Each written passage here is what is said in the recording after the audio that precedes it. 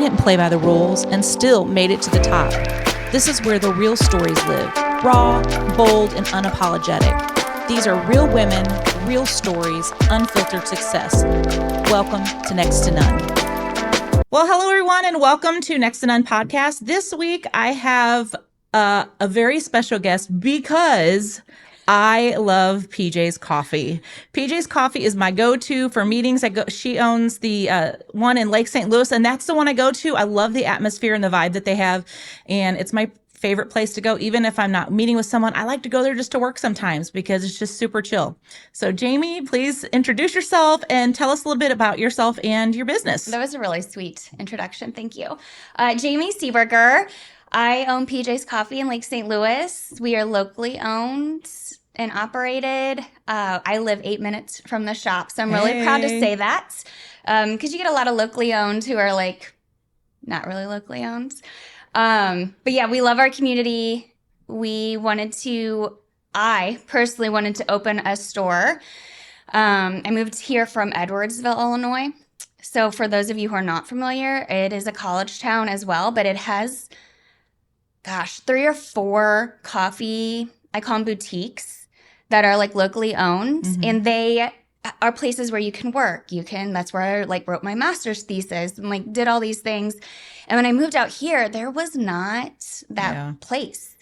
And so that's the vision behind PJ's Coffee, is just a place where the community can come, kids can come, you can work, you can read, we have book clubs, Bible studies. It's truly just like a hub for the community.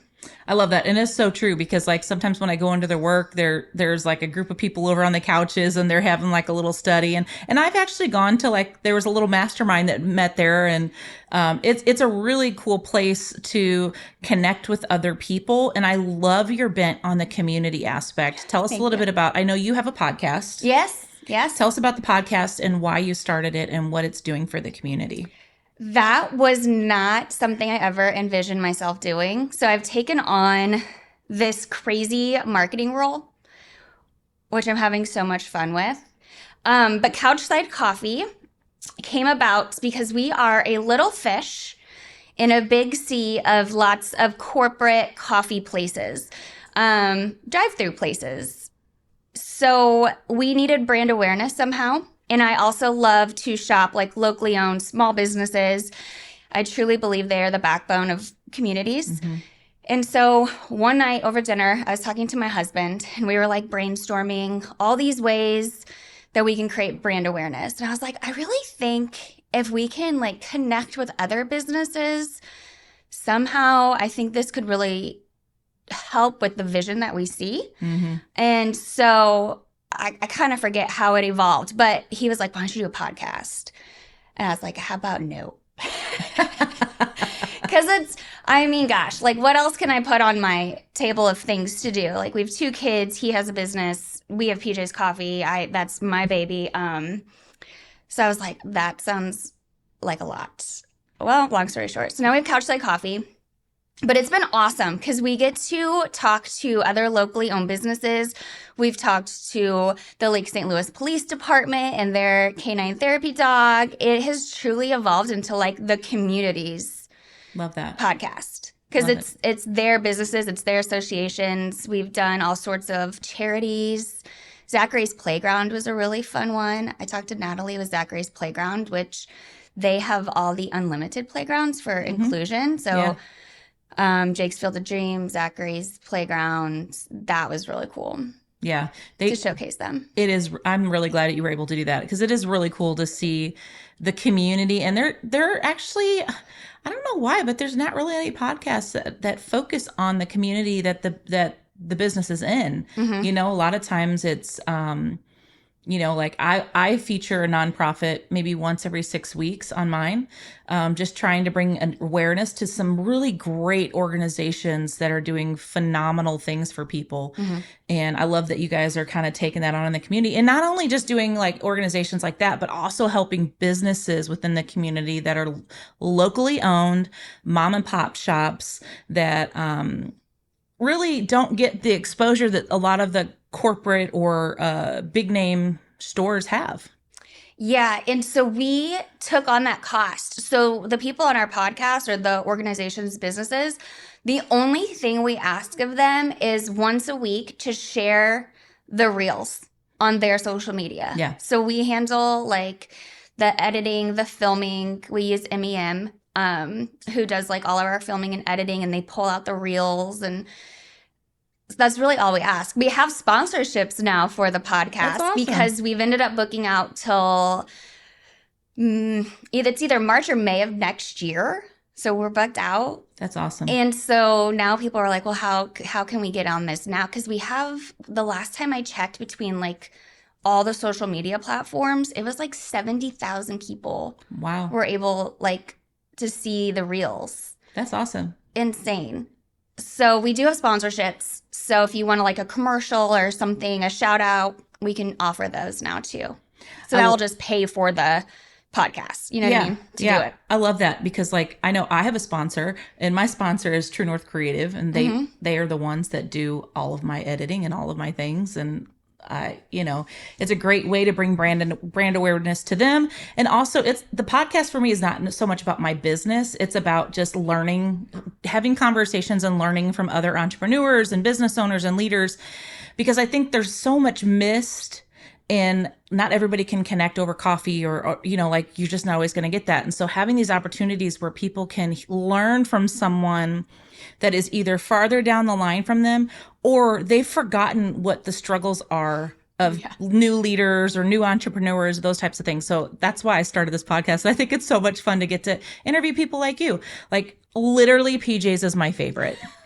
I literally don't get coffee from anywhere else. We were in Winsville Saturday morning and my husband was like, oh, you want some coffee? My son does basketball training. And Mike's like, well, do you want some coffee? And I was like, yeah. And he goes, well, we can go over to Seven Brews. And I'm like, no, we can't. We can't go over there. He's like, why? And I said, because it's crap coffee. Sorry, Seven Brews. But I was like, we got to go to PJ's. And he goes, where's that at? And I'm like, Lake St. Louis. And he goes, you want me to drive to Lake St. Louis? I'm like, yes, I do. Yeah. And we didn't go because we just didn't get coffee. Literally, they didn't have one. No coffee. That's right. So he was totally making fun of me this weekend. Can I tell you why? So that happens a lot with PJ's customers is then they go taste other coffees or like what they get out of a grocery store and they're like, absolutely not. Yeah. And so the reason for that is PJ's is truly like farm to cup, which you can't find in a lot of places anymore. So we have a roast master. He is in our roasting facility, which is in the Port of New Orleans.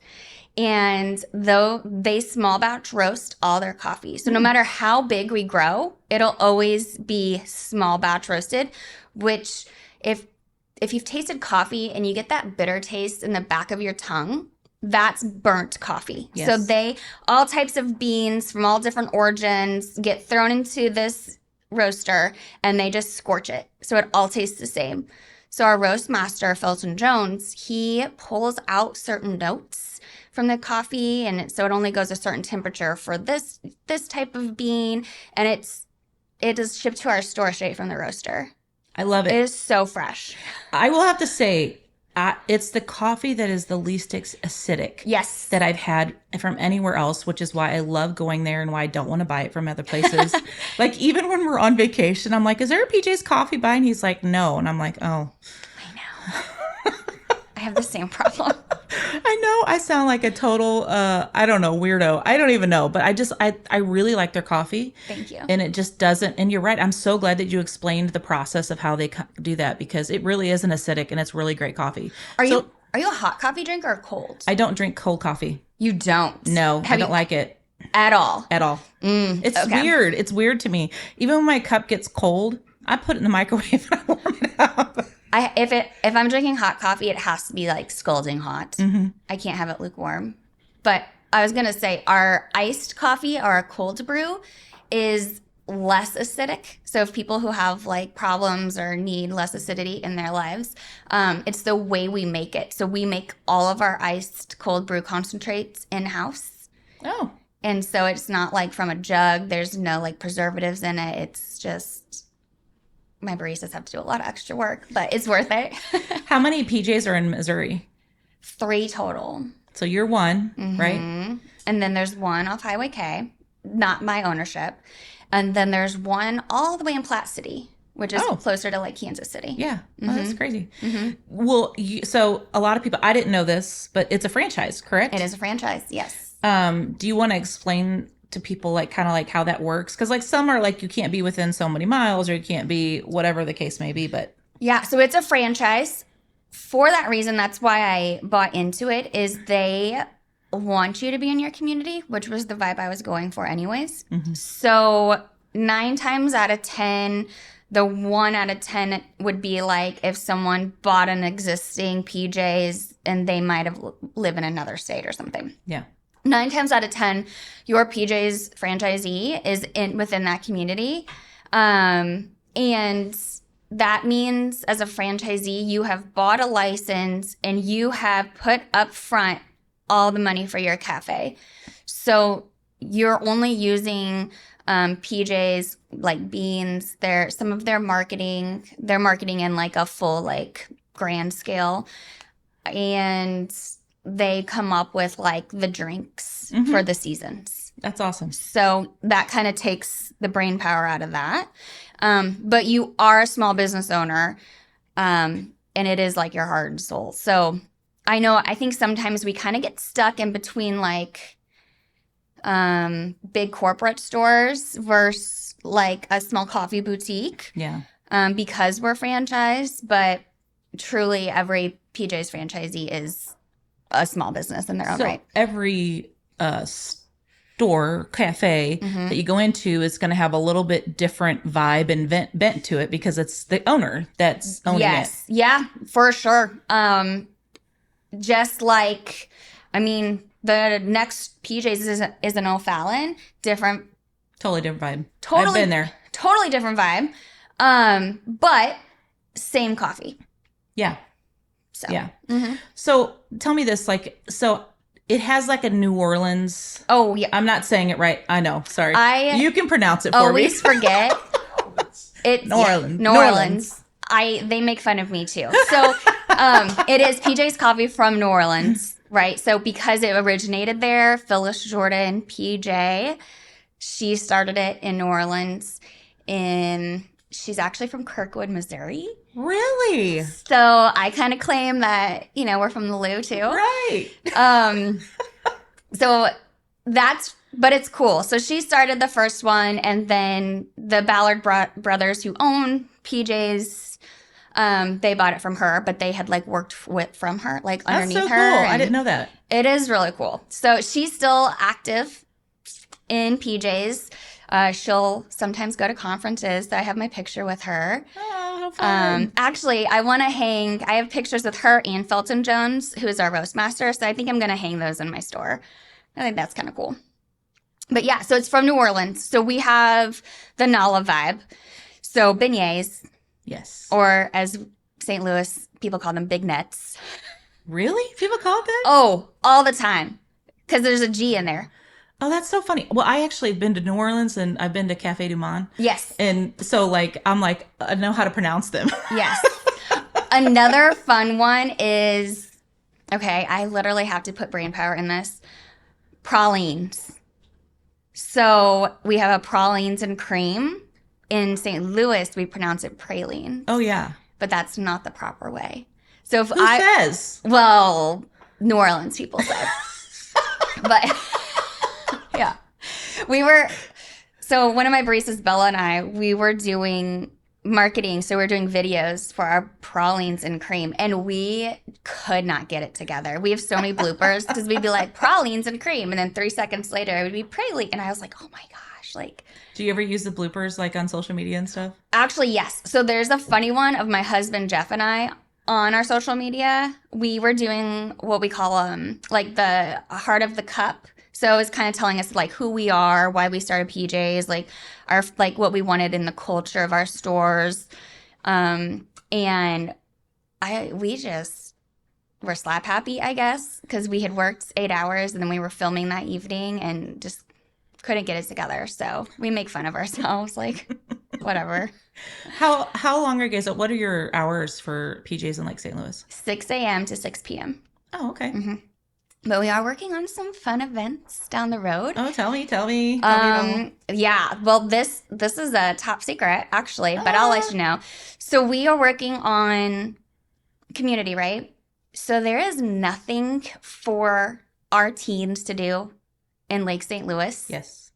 at night. So we're working on an after hours, like a PJ's after hours. Oh, cool. So we're going to start that once a month in September and then October, and we're going to see how it takes off. And my hope is then after like home basketball games, we're just going to be open till 10:30, 11, whatever. Love it. And let them hang out and have a safe place to hang out, right? So hopefully they like that. That's I don't know, fun. we'll see. We're working with a church's like youth group, their high school youth group. So they are always looking for places to hang out and stuff. And teenagers are night owls. Yes, I have too. Yeah. Luckily, my kids go to bed at 8 still. So one day that will change. I hate to tell you. I know. Hey, listen, parenting's the hardest thing I've ever done in my life. Gosh. And it changes all the time. It does. Yeah. It's a whirlwind. Yeah. So we're going to see how these kids like it. And hopefully it takes and they can have fun. So we're going to get like a karaoke machine for them and some bags so they can like play bags on the patio or just That's whatever. Awesome. We'll take suggestions. That's so awesome. Yeah. Okay, so let's back up and talk, because you talked about earlier about your thesis. Tell me, like, you have your master's. I do. Assuming. So tell us about that. It has nothing to do with coffee or owning a business. I know, I love that, and that's why I'm asking. So my master's is in kinesiology, focusing on sports and exercise psychology. So I use that a lot on my baristas. They don't know that, but I use a lot of sports psychology. They do now. They're going to be like, what kind of things does she have us doing? No, like a lot of goal setting, how I interact with them, right? So if you have an athlete who's having an off game, you have to know how to approach them, right? Some athletes like being but if you get firm with them and yell at them, it'll flip a switch. Some, if you do that, they're going to shut down completely. Yep. So I really try to get to know each individual barista. Unfortunately, or fortunately, depending if you ask them, my high schoolers, I don't get to see that much unless it's on weekends. Yeah. So I really lean on my manager to talk to them and develop that relationship with them. But yeah, I do really try. They're all my kids, you know, like they're a second family to me. So how to approach them, you know, if they're having an off day. We actually had a barista who came in. She was really upset the other day. And I was like, do you just need to take 10 minutes and listen to rage music in the back? Because something's going on. Like, we are human, right? Absolutely. Like, I do not expect them to come in if they're having a bad day. And like, if they're like really having a bad day and breaking down, like, let's take some time. Yeah. You're allowed that. So I love that you were just talking about that and how you're leading your teams. And, you know, I work with businesses that are kind of all across the board. There's some that are like you. There's some that are like, have teams of people and they're in an office environment and all these different types of things. And a lot of people don't equate leadership to what you're doing, you know, your business itself. Like, oh, that's just a coffee shop. Well, there's a lot of leadership that's involved in that. And so I really commend you for the development of your staff beyond, like, you care about them. And to me, that's one of the biggest things that I tell, you know, business owners is that you have to invest in the greatest asset your business has, which is your people. Your employees are costing you the most money out of probably everything else that you're paying for. Yeah. And a lot of business owners, they don't take the time to invest in those individuals. And I work with an executive, and I remember it was probably our fourth meeting, and he was like, you know, I just want to help my employees get to a place where I'm helping them to personally develop themselves. And he goes, and maybe they don't end up being here long term. He goes, I want to help them get to wherever they want to go. And I was just like, wow. Very, very rarely do you hear that. from business owners, and especially like executives that are concerned more about that person and their development for long term. Because I guarantee you, all of those people that executive is pouring into and developing, they're going to build loyalty to that business. And it's similar to what you're doing. You're investing in all of your employees, and there's loyalty there because they feel seen, heard, and known.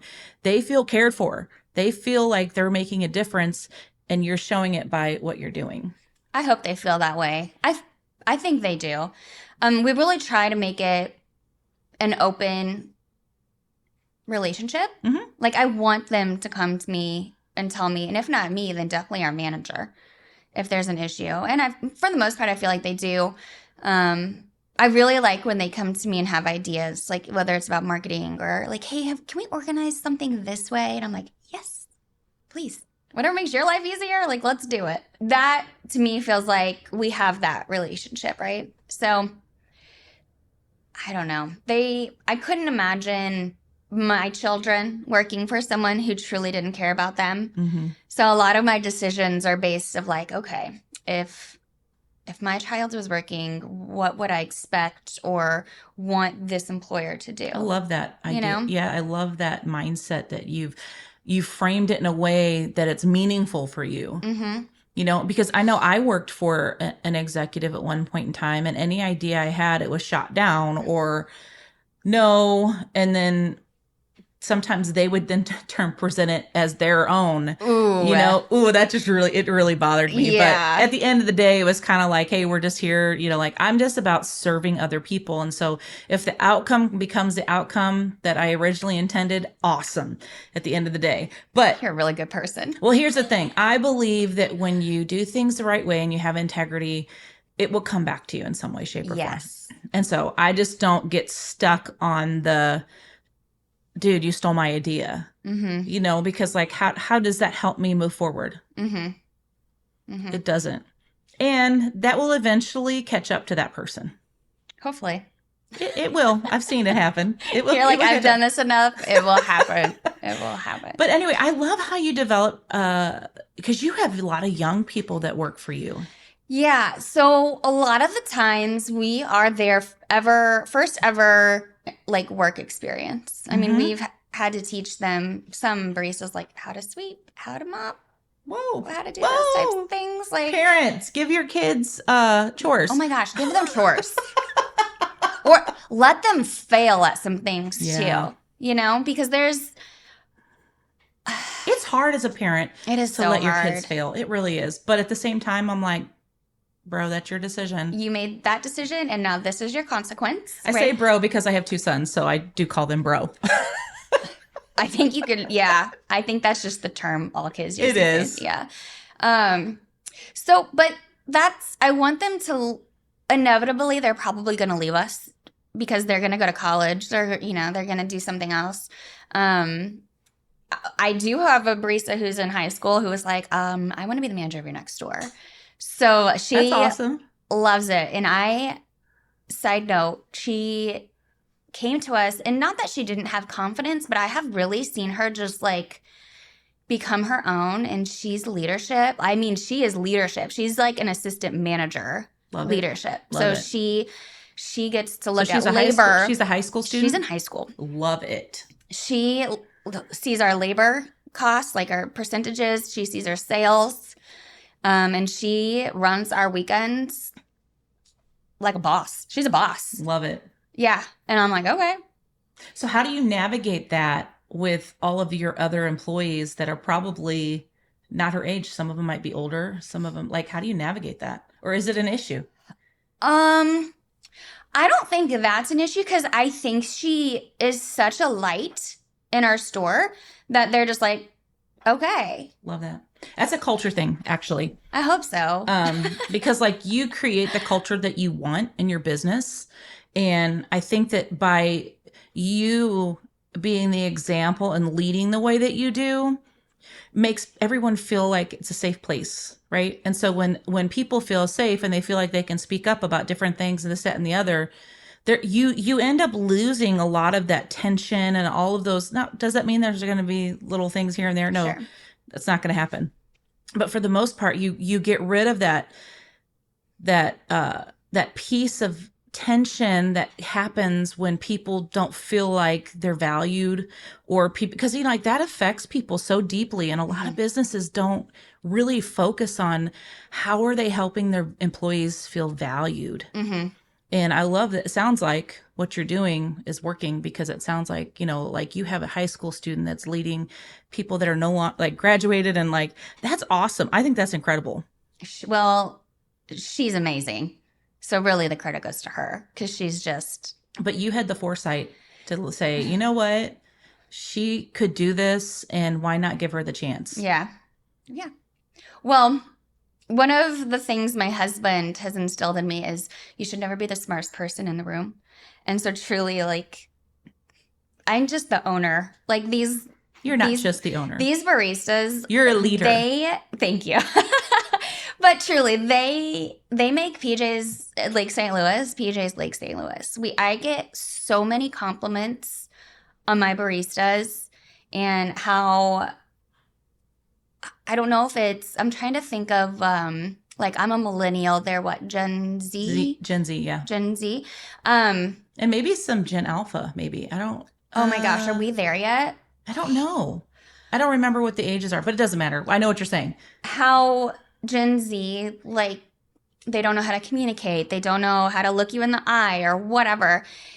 And these baristas they're proving that's wrong. Like, these people do it, and they do so well. And it's just like the millennial thing when they came up, like, all millennials are living with their parents and all this other stuff. Well, that may have been for a select group of people, right? But that's not overall. Yes, that's funny. But there was a shift in the workforce when the millennials came, because their expectations were very different. Same with Gen Z. Exactly. Yeah, and good for them. Take on the world. I actually tell people all the time, I really think Gen Z is going to be one of the greatest entrepreneurs that come out of the generations. I mean, they're just going to do amazing, incredible things. I love working with them, and I guess have them working for me, because they do, the ones that I'm around, they just have so much empathy and like love and light. Like, I don't see that a lot. Maybe, I don't know if it's the world that knocks people down as they age. I don't know. But this group at PJ's, and their friends that come in and what they talk about and their clubs that they're in, and I think they're going to change our world in a really nice, positive way. It's interesting that when I look back, like when I was in high school, like I worked at the same place. So I worked at McDonald's when I first started working in high school. And I think I was a little, maybe over 15, maybe 15 and a half, something like that. And then when I went to college, when I would come back, they were like, hey, do you want to work? Yeah. Do you want to work while you're home? Those types of things. And why that was so, like, looking back on it, to me, it was just like, I needed to make money. But looking back on that, like, there was something about the management that made me feel comfortable. Sure. That I could come back when I was back in town, like when I was home, that they trusted me, I trusted them, and there was a loyalty in a way there, you know? We have a lot of that. We have a lot of baristas who go to college, so they're leaving me now. So they come back in the summer and Christmas. So I'm like, I'm not working. I'm not slinging coffee and pastries during the summer and Christmas. Like, you guys take all the hours and just come back, because they do such a good job. And then they have such good friendships. So when we opened, maybe a few of our opening baristas, so we opened May of 23, we were a brand new team. Some of them might have like known each other as acquaintance, but they became such good friends that three of them roomed at Mizzou. Oh, that's cool. It's just like from PJ's, which makes sense, because you were talking about how you started working when you were 15. I had the same job for 10. My longest job was Denny's. Hey. From 15 to 25. So I went through high school and then all of college at my local Denny's. Nothing like a late night snack. I worked morning shift. So I was like, I always wanted, which makes sense now. Hindsight's 2020. I always wanted like the very first shift, so I could like get in, make my money. usually you had people who wanted to like leave or get cut early, and I'd be like, no, I'm staying. Like I was so money hungry. But my parents, as an adult, I can say were really smart. And they were like, if you want a car, you're paying for it. Like if you want expensive, Nike shoes or purses, like that's on you. Yeah. So I took that to heart. So I worked, the morning shifts where I could make lots of monies. But that's these kids, they're the same way. They want that. I kind of forgot my train of thought where I was going with that. That's okay. I was going to ask you a question. Yeah. So how involved is your husband? He's our handyman. Love it. God love him. Actually, one of our, I think it's posting in August. I'm pretty sure. One of our videos is me teaching him how to make a latte. Ooh. And he's like, it took him 2 years to learn how to order his coffee correctly. So, but he's like my biggest hype man. Like anything we post, he reshares on his social media. Like he sends, because he owns the America Group in Chesterfield, which is like financial planning, life insurance, that kind of stuff. And so anytime someone's in like St. Louis, like go to PJ's, like he truly is my hype man. Like I feel if you're going to own a business, your partner should really be on board. Because there's days where I'm like, oh my gosh, like what am I doing? And he's like, hey, you got this. Like you're still a baby. Like you're only 2 years into this. Like you can't expect, to be like a business that's, 10 years old or something. So looking at where you started and where you're at, what do you feel like has been your biggest challenge? I think it's me. Oh, okay. I get in my head. So what I thought would be my biggest challenge, and because so many people were like, ugh, good luck finding help, like good luck keeping them. That's been so easy. So easy. I'm fortunate. It's because of how you're leading. I appreciate that. But that's been easy. Sometimes I just feel like I'm not capable. Imposter syndrome kind of. Like when I go to networking or whatever, like I see these people and they seem like they have it all put together. And I'm like, Hey. Yeah. Hi. Yeah. That's probably one of the biggest things that women that own businesses struggle with. I know I was a while back, I was in a room of about 20 incredible women, and the leader was going around and saying, okay, well, tell us why you're here. Like she had gathered these women together and she's like, tell us why you're here. And I'm just sitting there thinking, I don't know why I'm here. I drove here. But at the same time, I was like, you know what, Amy, you belong in this room. I had to tell myself that because my initial thought was, why am I here? And I think a lot of women really struggle with that, especially in higher level positions like yourself. You own a business. You have employees. You are leading every employee in your business in some way, shape, or form. And that's scary. Because it goes beyond just kind of like, I know for myself, like sometimes it's like you were probably sometimes kind of like a mom. Oh, 100%. But there's so much more to that. And that's innate in us as women. And, in a lot of women, it's innate, I should say. But like going beyond that and all the other pieces that have to fall into place in order to lead well. And I know like my husband is a big supporter of myself as well. Like, as a matter of fact, when I left my 23-year career, was like, I want to start a business. He was like, okay, well, what business do you want to start? We should get our husbands to link up because that's exactly what Jeff asked me. He's like, okay, what do you want to do? That's interesting. Well, I knew. I was like, well, this is what I'm going to do. I'm going to write a book. I'm going to start my business, and then I'm going to do this, and I'm going to do this. And he's like, okay, well, let's sit down and map out what that looks like financially for us. And I was like, okay. Love it. So it was pretty cool. And I love having that support at home. Even now, he's like, how are things going? Like, I just purchased a new CRM, and I was like, hey, I would really like you to set this up. He works for MasterCard. He's he's in technology stuff. Mm-hmm. So I was like, you get this stuff a lot more than I do. I don't even know what a CRM is. So you're one step ahead of me. It's basically a database. Yeah. You probably have one. It's probably in your franchise packaging. I'm sure that you have like your list of customers and. Oh yeah, that would. Yeah. Yes, I didn't know that's what it was called, but yeah, that again, that's why I franchised. Yes. Hey, I don't blame you, but I didn't want to franchise. I wanted to create something new, yes, and different because, like, for me, a lot of times, and franchises are great and they work really. Most of them work really well. Yeah. But like, and I want you to talk about why certain franchises work well due to location, because we had a really great conversation about that. But I wanted to start my own business that was brand new because I really have a heart to serve other people. And through that, I'm able to help my clients, whether it's a business owner, a leader in a like an executive or anything like that. I want to help them become the best leader that they can be. And sometimes it's different in what each one needs.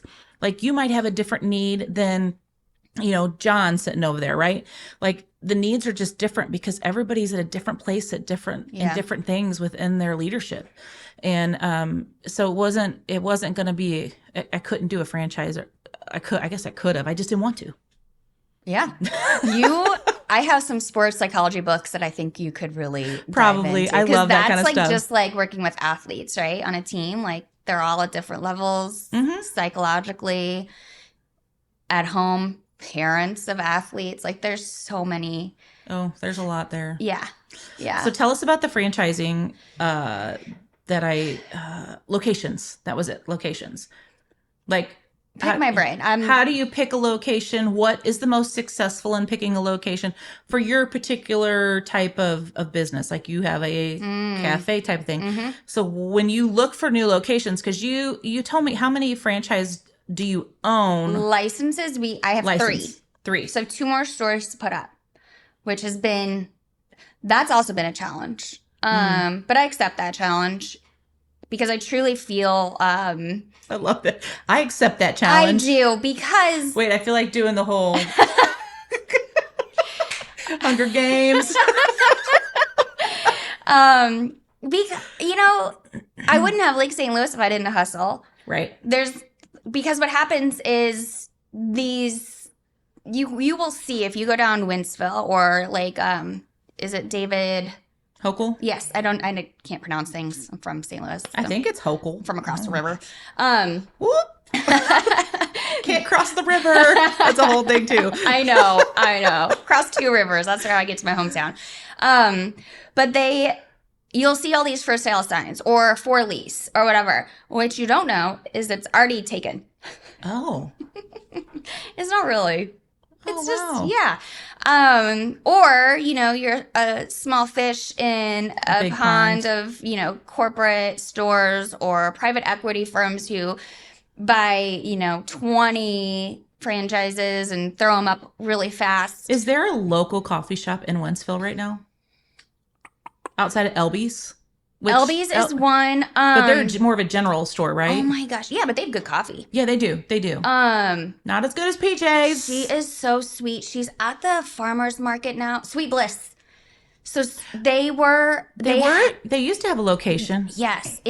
I went there. It was the cutest store. It was. And she was so friendly, but you can still find her at the farmer's market in Lake St. Louis. Oh, okay. So she's, the nicest people you will meet. Like, I loved them. I loved going to their store because it was so cute. And she makes really good cakes. She does. She's amazing. I loved her little shop. It was so cute. It was in an old house. Yes. And it was. The way she decorated Oh my gosh, it was adorable. I don't have that gene. But you know what? There's somebody in your business right now that works for you that probably does have that gene. And I utilize them. There you go. Yes. But locations, right? So it's hard. It's hard out there. But so when I was choosing Lake St. Louis, our broker took us to all these locations and I'd be like, no. So we purchased our licenses for PJs in early 21 and it took us 2 years to open our store because I was picky. Sure. So at that time, Finding the location picky. Mm-hmm. Gotcha. So at that time, we just had our son. Our daughter was 6 months old when we opened Lake St. Louis. That was a whole other challenge in itself. But I remember being like, no, because if I can't get it in and out of this location easily, moms who I associate with coffee, workers, people who are traveling, commuting, going to their job, they need easy access to get in and out of places quick and not sit in traffic and not cross, a stoplight and then cross over traffic and whatever. And so I remember my husband being like, do you actually want to open this store? Or like, what's going on here? And so then I was like, no, like, this is my reasoning. And it might be primal or, like, I might have not thought it out. But as the mom in me, I was like, no, like, I want super easy access to my coffee stores. Another thing, it was a learning curve, is there's like morning drive sides. So you know how like Lowe's and Home Depot are always together? Same with like, you'll see like a Starbucks, a 7 Brew, a BJ's. They're all on the same side close to each other. That's like primo coffee location. And so right now our struggle is you have all these coffee brands fighting for these like primo locations. And they're not as good. Well, and we aren't a corporate store or a private equity firm. We're just Jeff and Jamie Seaburger. So like we can't compete with these big guys. But to me, I feel like that is God being like, you're just going to focus on Lake St. Louis. Like, I got you.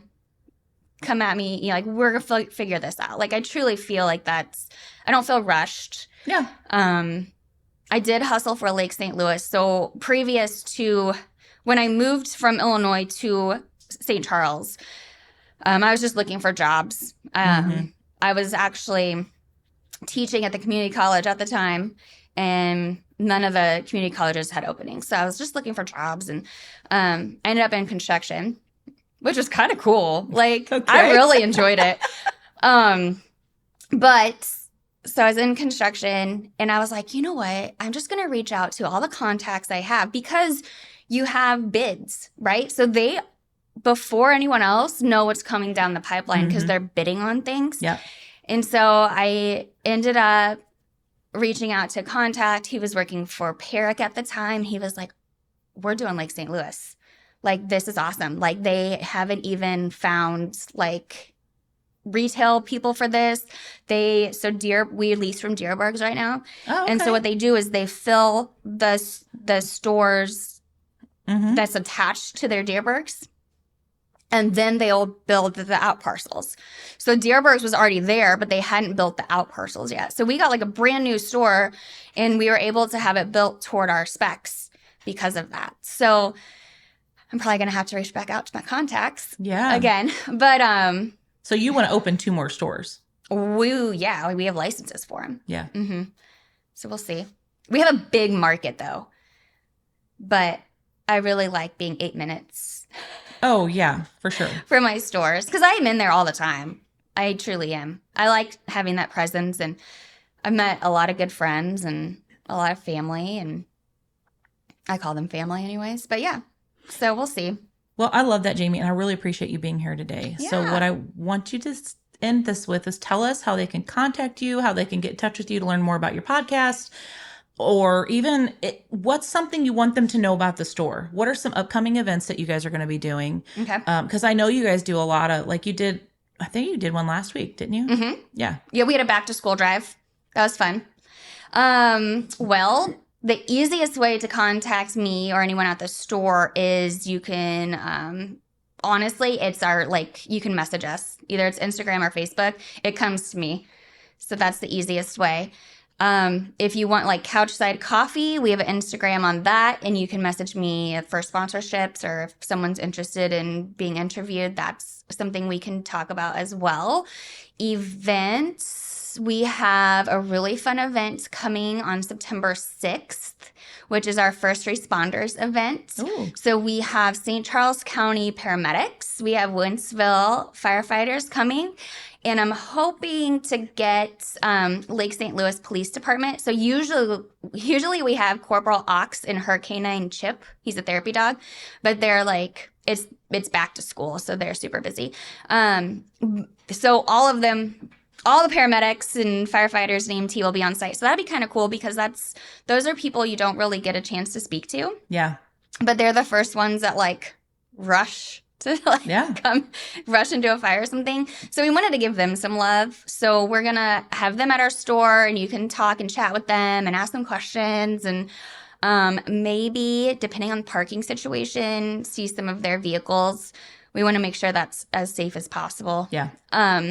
So we have that. We do have some fun things coming down the pipeline as far as like we have a chunky blanket knitting class. Oh, coming. interesting. Oh, I did it last year and I use my blanket every night. Really? My kids try to steal it. So I'm going to have to make 2 more.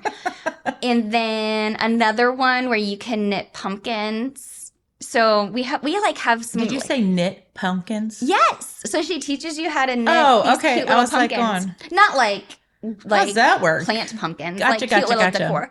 And then for Christmas, that is still in the works because we're working on some really fun things for Christmas time. But keep an eye on our social media because the Grinch might come, or cool. we usually have some sort of fun things for Christmas time as well. So I love that. it just depends. Yeah. Love, love, love, love, love it. Mm-hmm. Again, guys, this was Jamie Seaburger at PJ's Coffee in Lake St. Louis. And I really, if you haven't been there, just go in, get a cup of coffee, sit down, just kind of enjoy the environment and say hello to her baristas, Taylor. I went in this morning and she's like, I know you. And I was like, I know you, but I forgot your name. And she's like, Taylor. And I was like, my name's Amy. And she goes, yeah, I know. And I was like, that impressed me though. It makes you feel like home. Yeah, I go in there so much, though, that they should know me. Isabella, of course, always knows me. Yes. And, but yeah, they really, if you're in there quite a bit, they remember your name. Like if I'm there, they're like, oh, hey, how you doing? You know, super sweet baristas. For real, you're doing a great job there. Thank you. And I loved all the things that you shared with us today. And again, look out for PJ's Peach. Is it PJ's People? Sorry. My sisters and I have a nonprofit called PJ's People. Oh, that's cool. We talked about that. Yeah, so sorry, I do this all the time. PJ's Coffee. Sorry, let me repeat that. Is it PJ's Coffee? It's PJ's Coffee of New Orleans. And then our Facebook will be like Lake St. Louis. Okay. So each Facebook and Instagram, Lake St. Louis is in our title. So Great. Like LSL or the whole Lake St. Louis? it would be, so for Facebook, I think it actually has our whole address. So it's like 6480 Ronald Reagan Drive. Okay. Instagram, I'm pretty sure it's PJ's Coffee Lake St. Louis. Okay. Off the top of my head. Yeah. Well, thank you so much. Thank you.